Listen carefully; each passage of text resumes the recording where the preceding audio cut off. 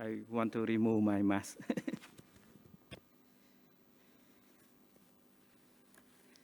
Excellency Dato Lim Chok Hoi, Secretary General of ASEAN Secretariat, Excellency Mrs. Asuna Bernaranda, Director General of the ASEAN Affairs Department of the Ministry of Foreign Affairs of Thailand, Mr. Thatpana Seriwatana Phakdi, Chairman of ASEAN, Excellencies, dear ambassadors, ladies and gentlemen, Chumriep Su, Savadikap. Very good afternoon to you all present here and online participation.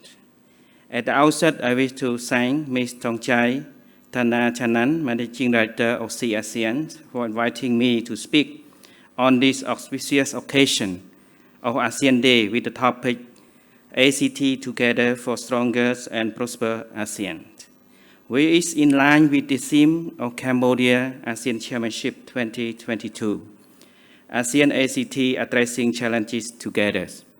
Our theme highlights the importance of ASEAN spirit, a united family of 10, ASEAN strong sense of togetherness in acting for results to achieve common goals. Let me touch on the word togetherness. There is a need for us to emphasize ASEAN centrality, unity, solidarity. We, ASEAN, stand by unity for cooperation and mutual interest, and not unity for confrontation. Thus, we will try to focus more on the issue that bind us together, toward the mutual trust, mutual confidence, mutual respect, and mutual benefit. Secondly, on challenges, we place strong emphasis on the 4 strategies important. First challenge is COVID-19 and build a resilient recovery. There is a need for us to balance between the risk to public health and safely open up and resume cross-border travel and businesses to recover from its impacts.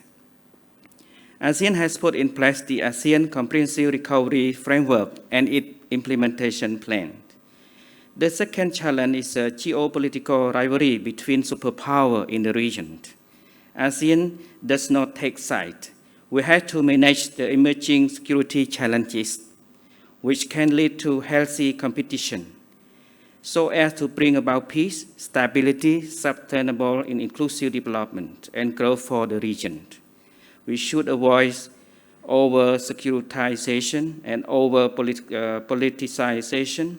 We should focus on social-economic development instead. The third challenge is existing traditional and non-traditional security challenges, and particularly ongoing crises in Myanmar, South China Sea, Korean Peninsula, climate change, and so on. These are long-term issues with some century-old root cause that cannot resolve overnight, a week, a month, or in a one-year term chairmanship. The last one is about the ASEAN internal and institutional challenges. Coming years should be even more challenging for ASEAN to maintain unity, relevant, cohesiveness.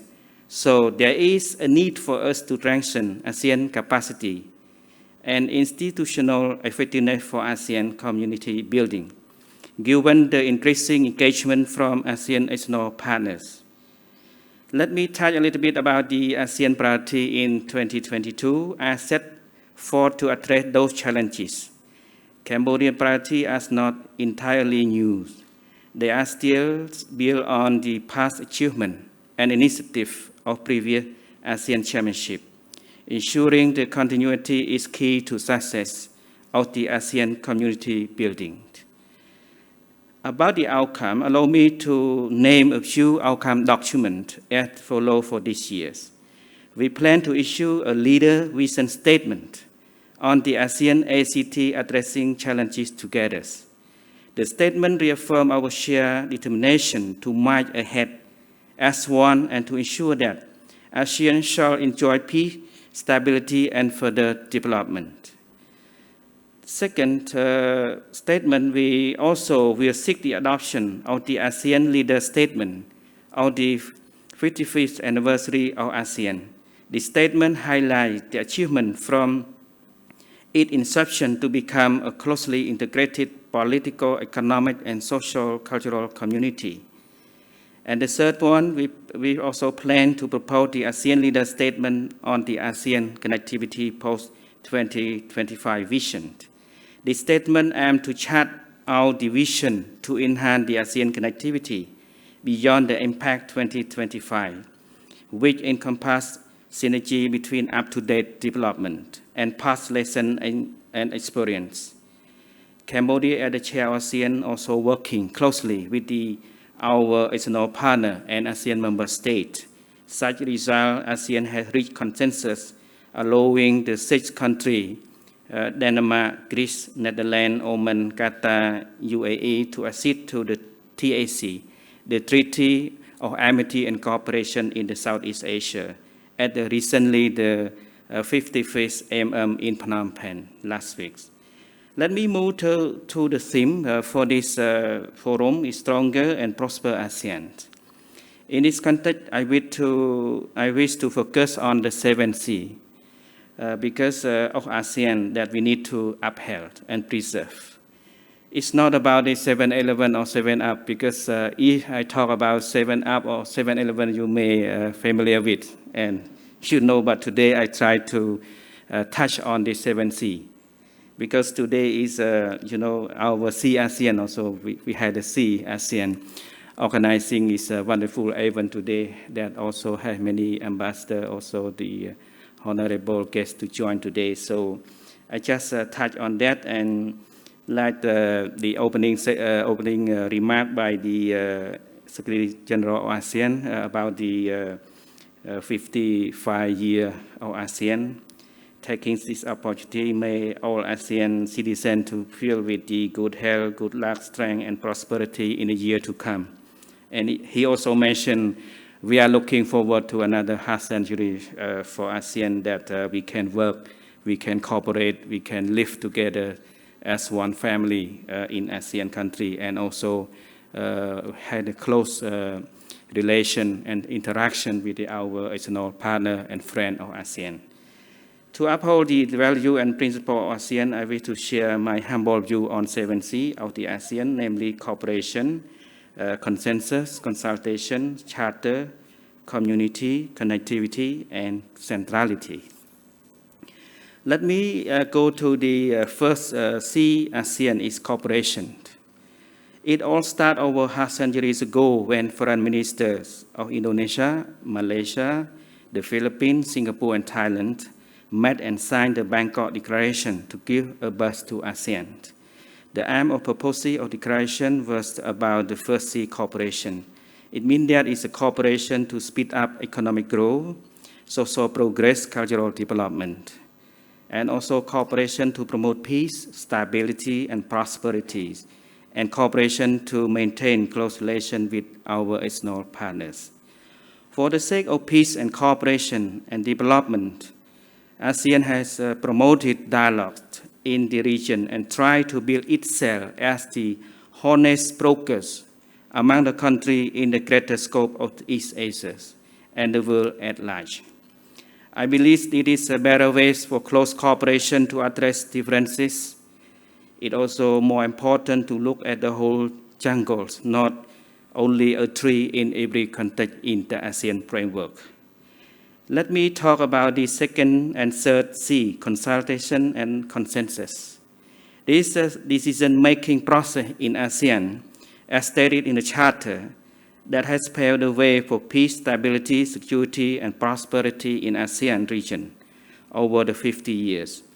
The principle of consultation, consensus, are the two main elements of ASEAN way to coordinate its internal affairs and maintain its core role as the major driving force of the East Asian framework.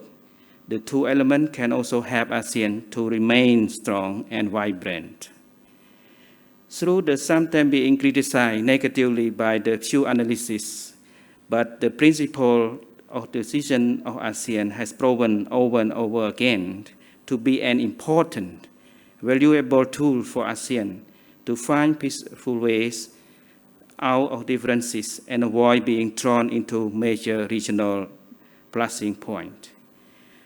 As for C, I want to talk about the charters, because when ASEAN had the all of the 40 years, we also finally reached the consensus to sign the ASEAN Charter in Singapore, 2007, which later came into force 15 December 2008. The Charter codified ASEAN norms, rules, values, set a clear target for ASEAN, and present accountability and compliance. Excellency, ladies and gentlemen, the other important of Charter are set out the new political commitment at the top level, new and enhanced commitment, new legal frameworks, legal personality, new ASEAN bodies, more role of ASEAN foreign ministers, and also new and enhanced role of the Secretary General of ASEAN, and as well as the other new initiatives and changes. As for the C5 is about communities.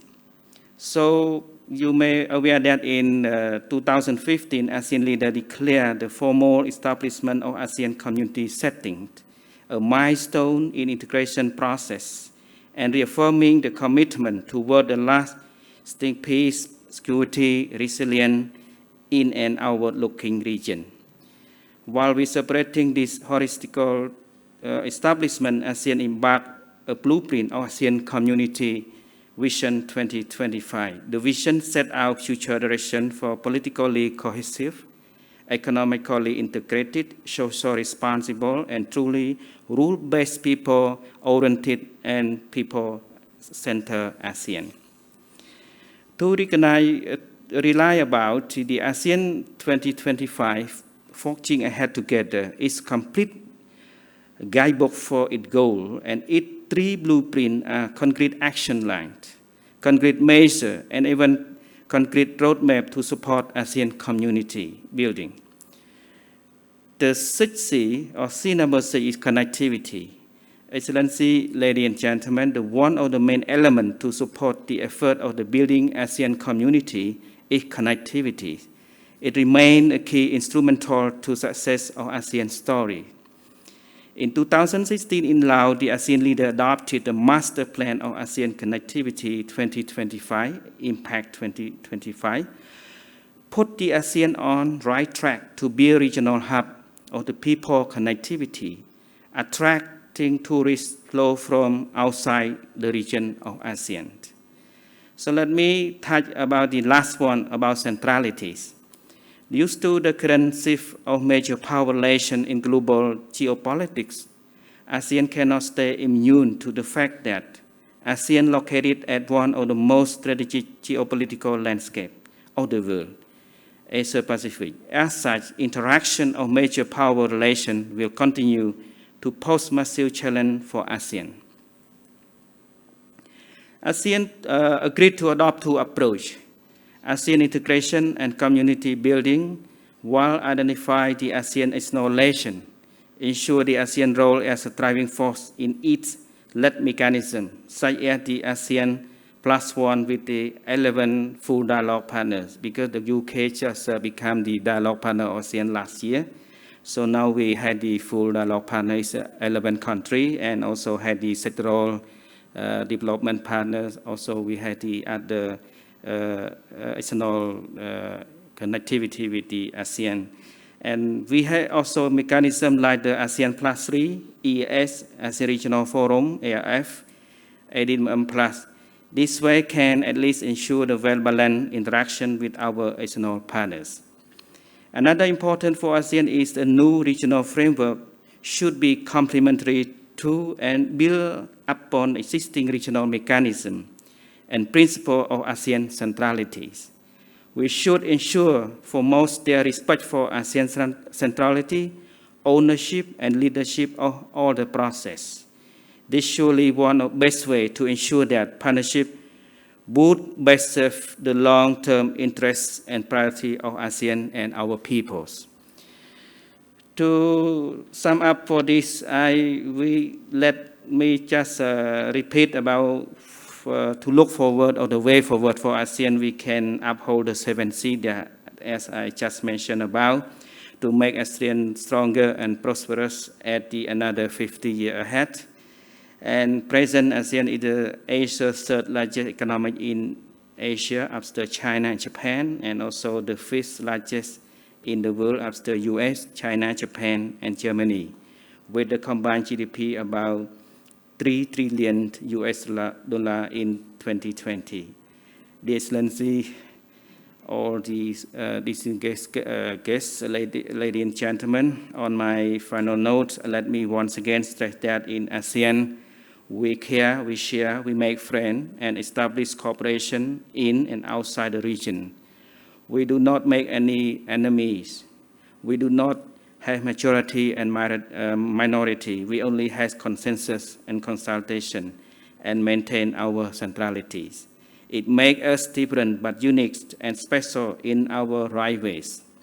This important story of ASEAN tells how mutually beneficial cooperation between the countries could transform a region to a caring, sharing community with the ASEAN spirit, one vision, one identity, one community. So thank you so much.